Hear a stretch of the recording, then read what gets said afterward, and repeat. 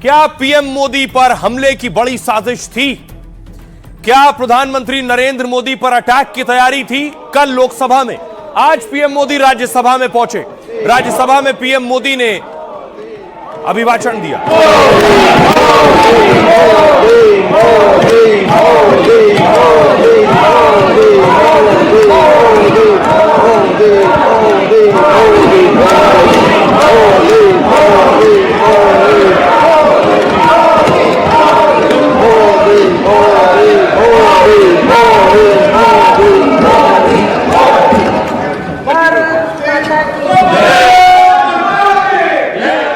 प्रधानमंत्री नरेंद्र मोदी राज्यसभा में पहुंचे, उससे पहले विपक्ष ने मीटिंग की। इस बैठक में देखिए राहुल गांधी मौजूद थे, मल्लिकार्जुन खड़गे मौजूद थे, रामगोपाल यादव मौजूद थे, विपक्ष के लगभग सभी नेता मौजूद थे। सुप्रिया सुले आपको नजर आ रही हैं। विपक्ष ने यह बैठक की, लेकिन विपक्ष तैयारी कर रहा था कि वो सदन में आकर कैसे आवाज उठाएगा। और सदन में कल क्या हो रहा था देखिए। सदन में कल प्रधानमंत्री नरेंद्र मोदी की कुर्सी के सामने देखिए पीएम मोदी कहां बैठते हैं, एरो के जरिए मैं आपको दिखा रहा हूं। प्रधानमंत्री की कुर्सी जहां है उसके ठीक सामने देखिए जरा महिला सांसद खड़ी है, पोस्टर लेकर खड़ी है। ये विपक्ष की महिला सांसद है। ये आज खुद स्पीकर ने बताया कि प्रधानमंत्री नरेंद्र मोदी पर हमले की साजिश थी और यह साजिश विपक्ष ने की थी। एक तरफ विपक्ष के पुरुष सांसद मौजूद हैं, लेकिन महिला सांसद पीएम की कुर्सी के ठीक आगे पोस्टर लेकर मौजूद है। अब हुआ क्या, आज जब लोकसभा शुरू हुआ तो 11 बजे स्पीकर पहुंचे और हंगामा शुरू हो गया। बेल तक पहुंचे, ये सदन की मर्यादा के अनुकूल नहीं है। सदन की कार्रवाई को चलाना किसी तरीके से कोई भी स्पीकर के लिए उचित नहीं होता। सदन की कार्रवाई आज 12 बजे तक के लिए स्थगित की जाती है। तो सदन की कार्रवाई 12 बजे तक स्थगित हो गई। 11 बजे सदन शुरू होते ही, उसके बाद 12 बजे शुरू हुई, फिर हंगामा शुरू हो गया और 12 बजे फिर कार्रवाई स्थगित हुई। सदस्यों से आग्रह करता हूं कि वह सभागृह की मर्यादा को बनाए रखे, बैनर तख्तियां नारेबाजी न करे। नारेबाजी करना चाहते हैं, सभागृह का अपमान करना चाहते हैं, सभा की कार्रवाई आज 2 बजे तक के लिए स्थगित की जाती है। कार्रवाई स्थगित कर दी गई, लेकिन उसके बाद जब कार्रवाई 3 बजे स्थगित की गई तो ओम बिरला साहब ने बताया कि पीएम मोदी पर हमले की साजिश थी। कांग्रेस पार्टी के कई सदस्य माननीय प्रधानमंत्री जी के आसन पर पहुंचकर कोई भी अप्रत्याशित घटना कर सके। ये दृश्य मैंने सदन में देखा भी सही। इसको टालने के लिए मैंने माननीय प्रधानमंत्री से आग्रह किया कि उन्हें सदन में नहीं आना चाहिए। अब इधर आसन में आकर जिस तरीके की घटना कर रहे हैं ये उचित नहीं है। सदन की कार्रवाई कल शुक्रवार दिनांक 6 फरवरी 2026 को मेरे पास पुख्ता ऐसी जानकारी आई कि कांग्रेस पार्टी के कई सदस्य माननीय प्रधानमंत्री जी के आसन पर पहुंचकर कोई भी अप्रत्याशित घटना कर सके।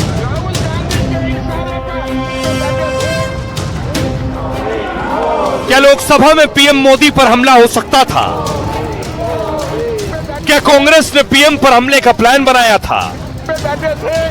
महिला सांसदों को आगे करना, क्या कांग्रेस की ऐसी कोई रणनीति थी? लोकसभा स्पीकर के बयान के बाद इस पर घमासान तेज हो गया है। क्या सरकार को वक्त रहते इसकी जानकारी मिल गई थी? स्पीकर के चेंबर में जो हुआ, विपक्ष के लोगों ने और कांग्रेस वालों ने जो किया, ये क्या करना चाहते हैं? संसद बहस की जगह है, बहस अपनी बात करिए। इसके बाद स्पीकर ने पीएम को सदन में नहीं आने का आग्रह किया और फिर पीएम लोकसभा में अभिभाषण नहीं दे सके। जब फालतू बात है वो डर के मारे चले गए, क्योंकि कहने के कुछ था नहीं उनके पास। और आज बिरला जी को सिखा दिया कि आज आके ये सब बोल देना। अब देखिए क्या होने वाला था। प्रधानमंत्री नरेंद्र मोदी यहां बैठते हैं, ये आगे जो आप देख रहे हैं इस चेयर पर बैठते हैं और यही आगे सांसद खड़ी थी, यही प्रदर्शन कर रही थी। पीएम मोदी 5 बजे पहुंचने वाले थे, लेकिन उन्हें आने से मना कर दिया गया। मत आइए, आज मत बोलिए। कल लोकसभा में पीएम मोदी का यहां अभिभाषण होना था, लेकिन विपक्ष के हंगामे के चलते भाषण नहीं हो सका। अब स्पीकर ओम बिरला ने इसको लेकर बड़ा खुलासा किया। स्पीकर ने कहा कि कल अप्रत्याशित घटना हो सकती थी। मुझे सूचना मिली थी कि विपक्ष के कई सांसद प्रधानमंत्री की सीट तक पहुंच सकते हैं। कल शाम 5 बजे लोकसभा में पीएम मोदी का भाषण होने वाला था। पीएम के भाषण से पहले विपक्ष की महिला सांसदों ने प्रदर्शन किया। वर्षा गायकवाड़ और ज्योतिमणि ने प्रदर्शन शुरू किया। सत्ताधारी पार्टी की सीटों, जिसमें प्रधानमंत्री की सीट शामिल है, उनकी कुर्सियों को ब्लॉक कर दिया गया। लोकसभा में कल काफी देर तक इसको लेकर हंगामा भी चलता रहा। स्पीकर ने कहा, मैंने पीएम को सदन में आने का आग्रह किया। मैंने खुद कहा कि आज लोकसभा में मत आइए। यह दृश्य मैंने सदन में देखा भी। अगर यह घटना हो जाती तो अत्यंत अप्रिय हो जाता। देश के लोकतांत्रिक परंपराएं तार-तार हो जाती। इसको टालने के लिए मैंने माननीय प्रधानमंत्री से आग्रह किया। कांग्रेस पार्टी के कुछ सदस्य पीएम के आसन तक पहुंचकर कोई अप्रत्याशित घटना कर सकते थे। लोकसभा के चैम्बर में इस सदन के कुछ सदस्यों ने जिस तरह का व्यवहार किया है, वैसा इस सदन के इतिहास में आज तक कभी नहीं हुआ है। लोकसभा में राष्ट्रपति के अभिभाषण पर धन्यवाद प्रस्ताव पास हुआ। विपक्ष के हंगामे के बीच बजट सत्र के 7वें दिन बिल पास हुआ है। 2004 के बाद पहली बार हुआ कि बिना पीएम के भाषण के प्रस्ताव पास हुआ है। आज भी लोकसभा की कार्रवाई शुरू होते ही विपक्ष ने नारेबाजी की। 3 बार में करीब 8 मिनट की कार्रवाई के बाद लोकसभा स्थगित हुई। विपक्ष को स्पीकर ओम बिरला ने नसीहत दी, आप पोस्टर पंपलेट लेकर आएंगे तो सदन नहीं चलेगा। आज भी नहीं चलेगा, कल भी नहीं चलेगा। कल की घटना देश ने देख ली है, किस तरीके से महिला सदस्य वहां तक पहुंची। यह सदन की गरिमा के अनुकूल नहीं था। अब सुनिए जरा लोकसभा के स्पीकर, लोकसभा के अध्यक्ष ओम बिरला साहब क्या कह रहे हैं। मेरे पास पुख्ता ऐसी जानकारी आई कि कांग्रेस पार्टी के कई सदस्य माननीय प्रधानमंत्री जी के आसन पर पहुंचकर कोई भी अप्रत्याशित घटना कर सके। ये दृश्य मैंने सदन में देखा भी सही। अगर ये घटना हो जाती तो ये अत्यंत अप्रिय दृश्य देश के लोकतांत्रिक परंपराओं को तार-तार कर देता। इसको टालने के लिए मैंने माननीय प्रधानमंत्री से आग्रह किया कि उन्हें सदन में नहीं आना चाहिए, और सदन के सभापति होने के नाते मेरी जिम्मेदारी बनती थी कि सदन की उच्च परंपराओं, गरिमाओं को अक्षुण्ण बनाए रखें। सदन के नेता सदन में न बोले, ये सभा के लिए किसी प्रकार के लिए उचित नहीं है। मैं माननीय प्रधानमंत्री जी को इसके लिए आभार व्यक्त करता हूं कि उन्होंने मेरे सुझाव को माना। अब जो बात लोकसभा के स्पीकर ओम बिरला साहब ने कही कि पीएम पर कोई अप्रत्याशित घटना हो सकती थी, अप्रिय घटना हो सकती थी, इस पर कांग्रेस पार्टी और दूसरे दल क्या कह रहे हैं। प्रियंका गांधी कह रही है स्पीकर के दावे को झूठा बता रही है प्रियंका। यह पूरी तरह झूठ है। उनका कहना है पीएम को चोट पहुंचाने का सवाल ही नहीं था। प्रधानमंत्री अब स्पीकर के पीछे छिप रहे हैं। उनमें कल सदन में आने की हिम्मत नहीं हुई। मनोज तिवारी ने कहा कांग्रेस ने महिला सांसदों को आगे किया। पीएम पर हमला करने की नीयत से ये उनकी चेयर तक आए थे। सदन में जो हुआ उस पर देश कांग्रेस को धिक्कारेगा। प्रियंका चतुर्वेदी ने कहा प्रधानमंत्री मोदी भारत में सबसे सुरक्षित व्यक्ति हैं। उनके लिए यह कहना कि उन्हें महिला सांसदों से खतरा था, यह महिला सांसदों पर की गई दुर्भाग्यपूर्ण टिप्पणी है। पवन खेड़ा ने कहा क्या किसी महिला का विरोध करना आतंकवाद माना जाता है? क्या वो उन्हें अछूत मानते हैं? उन्हें दलित महिलाओं से माफी मांगनी चाहिए। सुनिए जरा इस पर क्या कुछ कह रहे हैं सियासतदान। भारतीय संसद के इतिहास में आज तक नहीं हुआ कि प्रधानमंत्री को बोलने से जबरन रोका जाए, घेराव किया जाए और स्पीकर को बताना पड़े कि आप मत आइए। ये पूरी तरह झूठ है। पीएम को चोट पहुंचाने का सवाल ही नहीं था। प्रधानमंत्री अब स्पीकर के पीछे छिप रहे हैं। उनमें कल सदन में आने की हिम्मत नहीं हुई। Any such thing. बोध बालक के जिद के कारण सदन को बंधक बना लिया गया और सदन को शायद संसदीय इतिहास में ये अबोध बालक भी काले अक्षर से इनका नाम लिखा जाएगा। स्पीकर ने जो अपनी सीट में बैठ के बात कही वो गलत साबित हुई है, क्योंकि जो किताब है प्रकाशित है और जब वो चाह रहे हैं कि इस किताब प्रकाशित है जो लिखा गया उसको अगर सदन में कहना चाहते हैं लोग, तो उसमें क्या हर्ज है। कैसी परंपरा की शुरुआत कर रहे हैं ये लोग, जहां टेबल पे चढ़ जाते हैं, सेक्रेटरी जनरल की टेबल के ऊपर खड़े हुए हैं, चेयर के ऊपर कागज फाड़ के फेंक रहे हैं। जो पहली बार के सांसद हैं, कैसी परंपरा नेता प्रतिपक्ष उनको देकर जाना चाह रहे हैं। सोच इस बात का है कि एक व्यक्ति के अहंकार में, नेता प्रतिपक्ष के अहंकार में पूरा विपक्ष वॉश आउट हो रहा है। पार्लियामेंट, जैसा मैं अभी बता रहा था, एक्सपेक्टेड लाइन पे चल रहा है या नहीं चल रहा, ये एक्सपेक्टेशन थी हम लोगों की कि प्रधानमंत्री जवाब नहीं देंगे। Leader the opposition Rahul Gandhi ने पहले ही कहा था कि वो नहीं आएंगे पार्लियामेंट में, वही हुआ। एक्सपेक्टेड लाइन पे नहीं आए। अब नहीं आए, अब उनकी घबराहट थी कि बौखलाहट थी कि कुछ लोगों के नजरों में उनका डर था, उसकी वजह से अब उसको कवर अप करने की कोशिश की जा रही है। कल हंगामा नहीं था, कल हिंसा की स्थिति थी।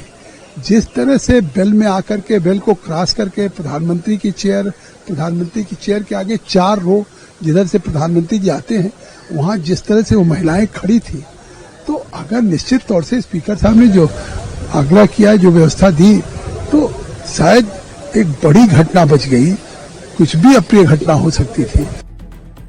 तो लोकसभा में कल प्रधानमंत्री नरेंद्र मोदी को नहीं बोलने दिया गया, लेकिन आज पीएम मोदी राज्यसभा में पहुंचे। पीएम मोदी राज्यसभा में जब बोल रहे थे तो विपक्ष ने राज्यसभा वॉकआउट कर दिया।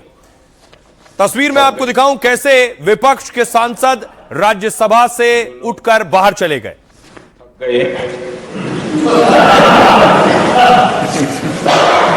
बेचारे चले गए,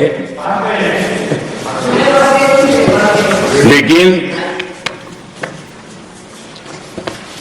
कभी न कभी उनको जवाब देना पड़ेगा कि देश की ऐसी हालत कैसे बना के रखी थी कि दुनिया का कोई देश हमसे डील करने के लिए आगे नहीं आता था। आपने कोशिश की होगी, पीछे पीछे पीछे बहुत चक्कर लगाए होंगे, लेकिन किसी ने आपकी तरफ देखा भी नहीं होगा। क्या स्थिति ऐसे पैदा है? जो लोग थक गए,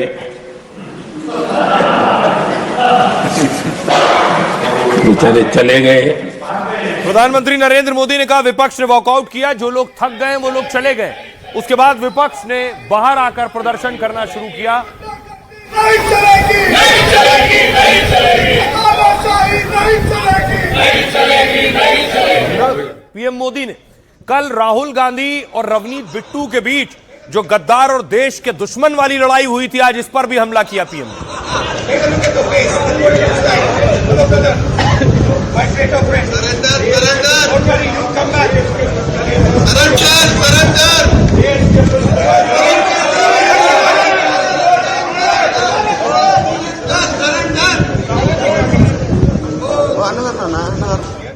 राहुल गांधी ने रवनीत बिट्टू को कहा था गद्दार, तो रवनीत बिट्टू ने राहुल को कहा देश के दुश्मन। मोदी ने आज इस पर भी जवाब दिया। राज्यसभा में पीएम मोदी ने कांग्रेस और गांधी परिवार पर हमला किया। पीएम मोदी ने कहा नेहरू इंदिरा लोगों को समस्याएं मानते थे। 35 करोड़ भारतीय नेहरू जी के लिए समस्या थे। इंदिरा जी के ईरान में एक भाषण का पीएम ने हवाला दिया। तब इंदिरा जी ने कहा था हमारे पास 57 करोड़ समस्याएं हैं। उस वक्त भारत की जनसंख्या 57 करोड़ थी। पीएम ने कहा आज मेरे पास 140 करोड़ समाधान है। राज्यसभा में मोदी ने बोफोर्स घोटाले की याद दिलाई। उनके वक्त डील के नाम पर बोफोर्स याद आता है। आज डील की चर्चा गौरव से होती है। पीएम का इशारा यूरोपीय यूनियन और अमेरिका से भारत की डील पर था। लोकसभा में हंगामे को पीएम मोदी ने शर्मनाक बताया। कांग्रेस पर राष्ट्रपति के अपमान का भी आरोप लगाया। कांग्रेस पर असम, आंध्र प्रदेश के बेटे के अपमान का आरोप लगाया। राहुल के रवनीत बिट्टू को गद्दार कहने पर पीएम ने घेरा। कहा कल कांग्रेस के युवराज ने गद्दार बोला। पीएम ने कांग्रेस पर सिखों के अपमान का आरोप लगाया। शहादत देने वाले परिवार को गद्दार कहना शर्मनाक है। पीएम मोदी ने राहुल को शातिर दिमाग वाला बताया। पीएम ने कहा कांग्रेस को किसी गलती पर खेद नहीं है। पीएम मोदी ने राहुल गांधी पर ताबड़तोड़ हमला बोला। मोहब्बत की दुकान वाले मोदी की कब्र खोदने के नारे लगाते हैं। ये कैसी मोहब्बत की दुकान है जो किसी नागरिक की कब्र खोदने के नारे लगाते हैं। पीएम मोदी का राहुल को लेकर तंज। कांग्रेस अपने स्टार्टअप को उठा नहीं पा रही है। गांधी परिवार को लगता है कि पीएम पद की उनकी जागीर है। गांधी परिवार पर गांधी सरनेम चुराने का भी आरोप लगाया। सुनिए जरा प्रधानमंत्री नरेंद्र मोदी को राज्यसभा में। कल सांसद को गद्दार इसलिए कहा क्योंकि वो सिख थे। ये सिखों का अपमान था, ये गुरुओं का अपमान था। और कांग्रेस के अंदर जो कूट कूट करके सिखों के प्रति नफरत भरी पड़ी है ना, उसका वो अभिव्यक्ति थी। देशवासी को कोई गद्दार कहे, ये कैसे देश सहन करेगा? और वो भी एक सीख है इसलिए गद्दार कहना, बहुत दुर्भाग्य की बात है। और ऐसे लोग कांग्रेस को नहीं डुबाएंगे तो क्या करेंगे? चोरी करना जिनका पुश्तैनी धंधा है, जिन्होंने एक गुजराती की सरनेम भी चुरा ली,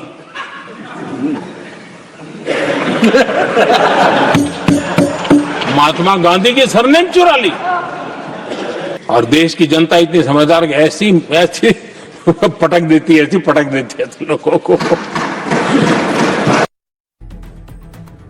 अब देखिए जरा, प्रधानमंत्री नरेंद्र मोदी के बोलने से पहले राज्यसभा में हंगामा हुआ। नड्डा और मल्लिकार्जुन खड़गे के बीच कि एलओपी को बोलने नहीं दे रहे। दोनों हाउस मिलने के बाद ही पार्लियामेंट बनता है। ज्यादा एक्सपीरियंस है आपका। Leader of the house Rahul Gandhi को भटकने से आप क्यों नहीं समझाते हैं? जब राहुल जी बोलते हैं तो आप लोगों को खुजली उठती है। अपनी पार्टी को अबोध बालक का बंधक मत बनाइए, बंधक मत बनाइए। को तो मोदी जी ने बंधक कर दिया है और हम मुझे बोल रहे हैं आप कोई उनके राय के बिना बात नहीं कर सकते। वो हाउस भी नहीं चल रहा। क्यों? कि एलओपी को बोलने नहीं दे रहे दोनों। अब देखिए जरा राज्यसभा में क्या हुआ, किसने किसे क्या कहा। दरअसल नड्डा साहब खड़े हुए, उन्होंने कहा राज्यसभा में नेता सदन जेपी नड्डा ने राहुल को घेरा, विपक्ष के नेता खड़गे को नसीहत दी, आप अपनी पार्टी को अबोध बालक का बंधक मत बनाइए। पीएम मोदी कल तैयार बैठे थे लेकिन आपने सदन में ही चलने नहीं दिया। मल्लिकार्जुन खड़गे, आपने जो नाबालिग जैसा कुछ कहा, अब खड़गे साहब बोल रहे थे, उन्होंने कहा आपने जो नाबालिग जैसा कुछ कहा है वो ठीक नहीं है, आप किसी के बारे में ऐसा नहीं कह सकते हैं, मुझे आप जो पाठ पढ़ा रहे हैं वो ठीक नहीं है, आपकी पार्टी को तो मोदी जी ने बंधक बना रखा है। सुधांशु त्रिवेदी ने कहा ज्ञान की कोई सीमा नहीं होती है और अज्ञान की कोई उम्र नहीं होती है, और अबोध होने का प्रमाण यह है कि जिसे यह ना पता हो कि सदन के पटल पर मीडिया रिपोर्ट प्रमाणिक तथ्य नहीं है, जो यह नहीं जानता हो कि वो अबोध है, सेना अध्यक्ष, पीएम और रक्षा मंत्री के बीच चर्चा पब्लिक डोमेन में नहीं रख सकते। किरण रिजिजू ने कहा सदन में आज का शोर शराबा हैरान करने वाला है, कल शाम तक तो सब ठीक था, पीएम के भाषण से पहले राज्यसभा में भी शोर हो रहा है। सुनिए जरा इस पर सियासतदान क्या कह रहे हैं। दो जब स्तंभ होते हैं, एक को पैरालाइज करके आप अपने आप को छुपाने के लिए, अपने गलतियां छुपाने के लिए आप जो कर रहे हैं, कि जो अपमान कर रहे हैं, उसके बारे में जब राहुल जी बोलते हैं तो आप लोगों को खुजली उठती है। आपका leader of the house Rahul Gandhi को भटकने से आप क्यों नहीं समझाते हैं? वहां वो रूल नहीं मानते हैं, वो अपने हिसाब से मर्जी से चलाना चाहते हैं। आप लोग समझाना चाहिए उसको समझाने की जगह आप खुद भटक रहे हैं, ये ठीक नहीं है। आप हमसे बहुत सीनियर हैं और आप सब में बहुत से लोग हमसे सीनियर हैं, लेकिन एक बात मैं जरूर निवेदन करूंगा, अपनी पार्टी को अबोध बालक का बंधक मत बनाइए, बंधक मत बनाइए। अभिमान, अहंकार और अबोध होकर के, अबोध और अहंकार ये दोनों बड़ा डेडली मिक्सचर होता है, तो इससे बच करके रहें और पार्टी को बंधक न बनने दें, इतना मेरा निवेदन है। आप पार्टी को स्वच्छंद रूप से चलाइए और अबोध बालक का बंधक